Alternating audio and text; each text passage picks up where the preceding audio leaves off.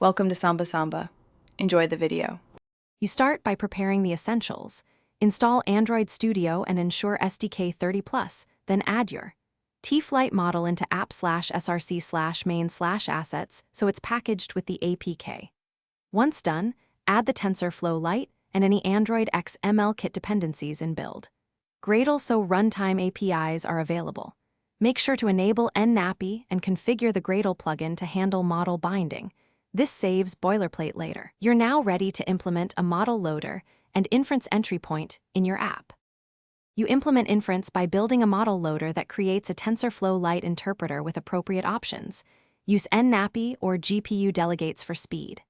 Next, preprocess data.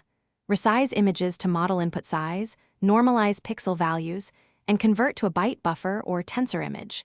This ensures tensor shapes match. Then run inference off the main thread with a thread pool or coroutine. Capture outputs as arrays or tensor buffer, and transform predictions into UI-friendly objects. Also, add batching or quantization if you need lower latency.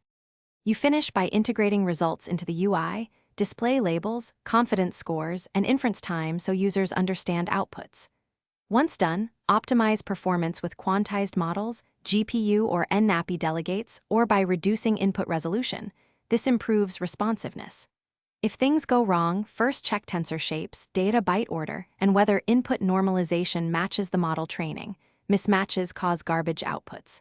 Finally, add logging around interpreter creation and inference to quickly isolate resource or delegate errors. Thanks for watching. Consider subscribing if we helped you.